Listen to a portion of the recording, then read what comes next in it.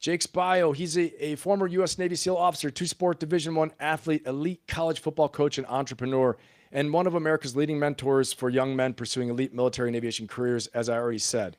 He graduated from the U.S. Naval Academy in 1995 before completing BUD/S, where he served as officer in charge and leader of his class. He went on to serve with SEAL Team 8. After his military career, Jake earned an MBA from the University of Michigan and built a successful coaching career with positions at the University of Illinois, University of New Hampshire, University of Incarnate Word. He has personally mentored hundreds of candidates into elite pipelines, 300 plus pilots across all branches. Think about this, 300 plus pilots, okay, across all military branches, 100 plus Navy SEALs. Jake, I got to tell you, I was blown away when I saw some of these stats. 20 plus Green Berets, 15 plus Army Rangers. Holy cow. Jake has appeared on national television, including Dude, You're Screwed on Discovery Channel and Top Shot on the History Channel. Check him out there too. Great episodes he's in. Today, he continues to mentor, coach, and build leaders with the intensity, discipline, and mindset forged in America's most elite communities. Jake, it's so great to have you here, and we're so fortunate to have you and to really dig in. When you strip away the uniforms, the titles, and the achievements, who are you at your core? It's interesting when people ask me that, because as the son of a truck driver, I'm a blue-collar dude at heart. But then on the other side of it, I'm pretty smart, and so I got this intellectual side. But at the root cause, like, I'm just a savage. Like, that's what it comes down to. And unfortunately, you know, savagery doesn't go well in corporate America, but it goes well in the jobs that I've had in the past, right? College football coach savagery is at the top. Navy SEAL, it was awesome, okay? So I tell people that because there's things that I will do and ways that I will react that a lot of people can't fathom, okay? So, you know, just an example that happened last week. I had a goat trying to have a baby. You know, first one, we had 2 babies already. They came out easy. This third one was crazy. Man, I fired up the whole Zweig MASH unit. I had a 10-year-old down there with me working on the back end trying to pull this baby goat out. I had a wife she trying to pull the goat out. I had 2 sons. One wanted to throw up. They were holding a flashlight. I had one kid holding a flashlight like this. But, like, you know, we went to the vet the next day. The 10-year-old was screaming at me to go to the vet in the middle of the daytime. But I was like, look, vets are expensive, you know, and that's just how it is. Like, sometimes you got to go to the ass end of the goat and start working. You know, and take that one to the bank. Yeah, like that's just, you know, like, people ask me, but I got raised that way, right? Yeah. Like, my dad, I tell everybody, like, I got a stepdad when I was 6. And fundamentally, it changed my life. Prior to that, I was being raised by my grandparents. My grandfather was a little bit older. A Detroit dude, had to join the military because he was in trouble. You know, good grandfather, great grandmother, disciplinarian grandmother, you know, getting my butt whooped for not cleaning out the SpaghettiO cans.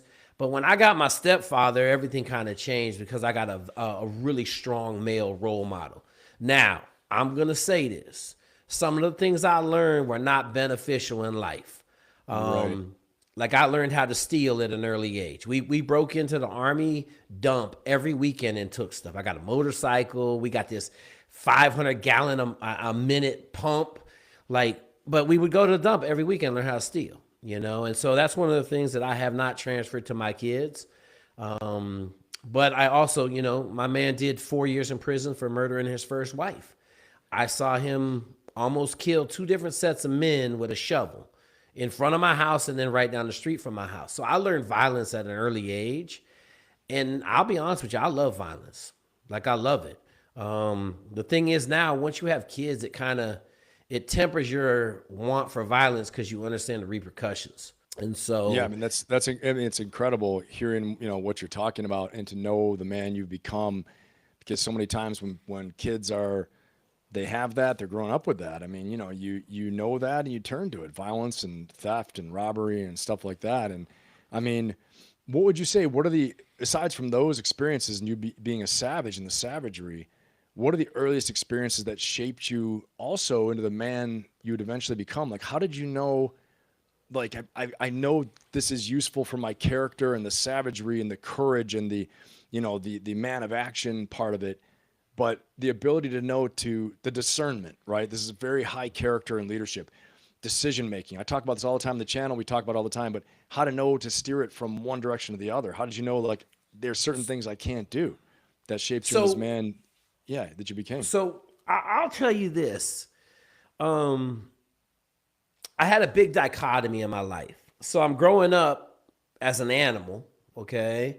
But then I'm winning the University of Washington Science Fair 3 years in a row, right? Getting a full scholarship in the 8th grade. Fighting, we fought every weekend, man. Every weekend we fought, right? Like in my high school, we used to lock the doors at lunch and have these battle royales where for 15 minutes, it was like you fighting for your life, man. Like a dude almost got crushed. They tipped the locker over. Luckily, the locker landed on the other set of lockers because the kid would have been crushed, right? Like we were fighting. Like WWE was big. Like you come out bleeding, but just happy, right? Like just happy. Right. But in the same context, I was maxing out the math and science, right? Like I had taken computer programming for 4 years. By my 9th grade, I was in chemistry, physics. Like I'd take all the math and science classes because I couldn't read.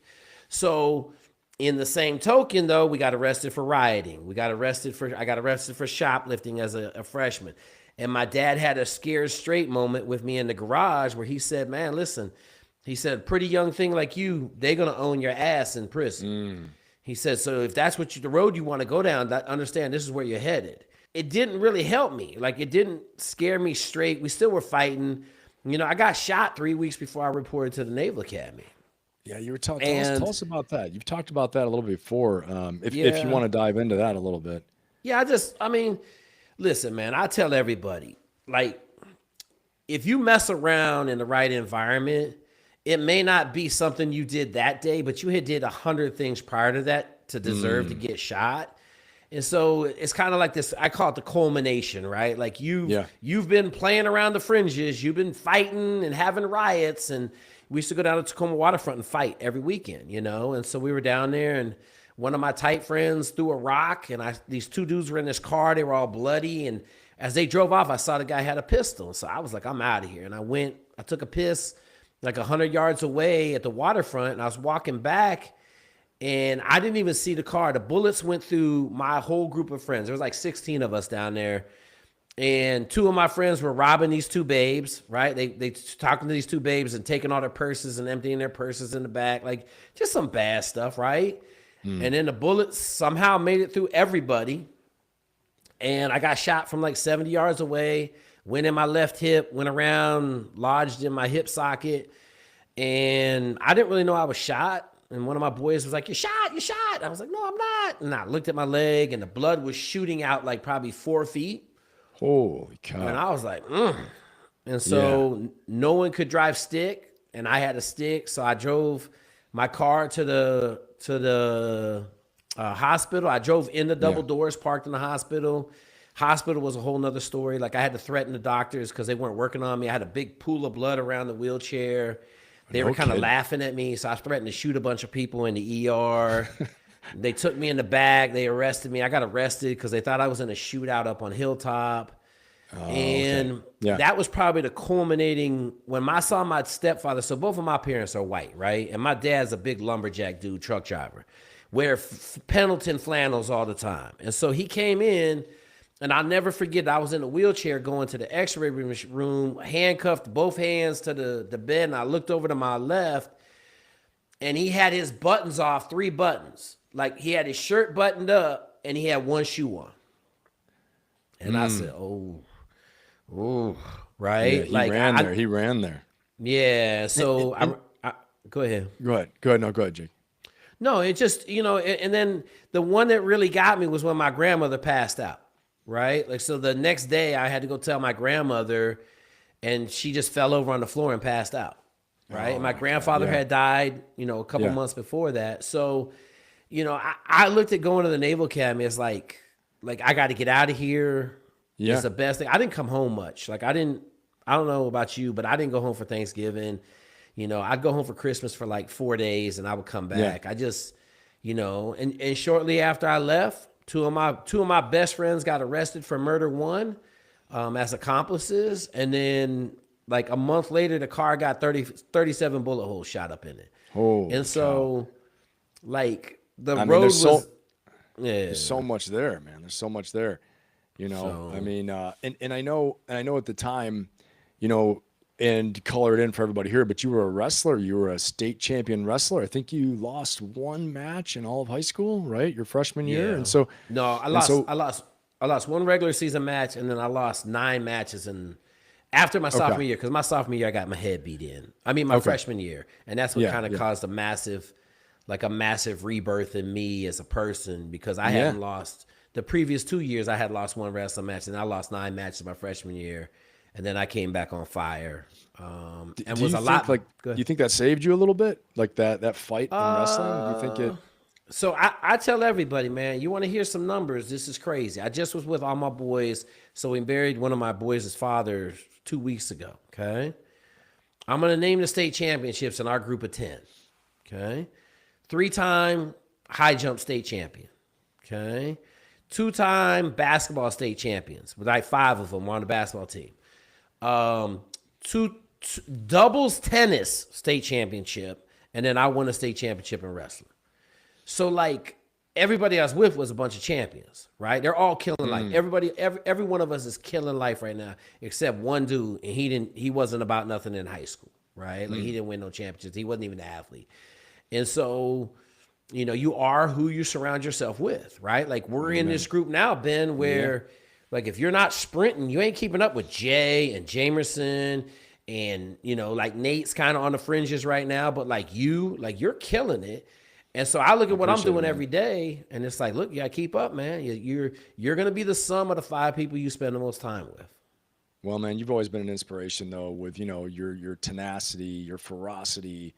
I mean, your athleticism. I know some of that's God given too, but yeah, and just your drive and the creativity and all these things. And as I peel away the layers for everybody, and we talk about this, I mean, the winning the science awards and championships and these, science fairs and the athleticism, all these things like that. You're a man of many talents. But the biggest thing is there are many talented people out there who don't use it and don't amount to anything. And like I said in the intro, you're someone that's lived at the edge of human performance for yourself and also for the people you work with, And so, would you say what do you think really developed in you that extreme internal drive when you see so many people settling for comfort? Where do you attribute that to? So I think some of it is internal. So I have a young man in my house who has it, right? Okay. Like, I'll give you an example. They got this thing called ISL, answer math questions, okay? He went on a tirade. He's going to win, okay? Some other kid in his class going right at him, okay? He said, Dad, I'm going to stay up all night. He's 10. I'm going to stay up all night Friday night. It closed out on Saturday afternoon. He answered 11,200 questions from Monday to Saturday afternoon. Okay? Holy cow. The other kid answered 10,500. Okay? The next kid in their class answered 300. Wow. Okay? Wow. So, you know what that reminds me of? It reminds me, sorry, real quick, but it reminds me of when people talk about, Mr. Beast and how he got successful and people say he's lucky. You realize he's not doing 10 times more than you are. He's not doing 100 times more than you are. For everyone's in YouTube land out there, he's doing 10,000 times more than you are, you know? And so quantity has a quality all its own in a lot of ways. So, and so I'll give you when I first kind of remember it.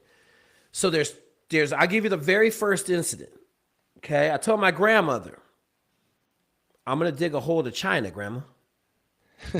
She said, what? I said, yeah, I showed her on the globe. I said, we're in Washington State.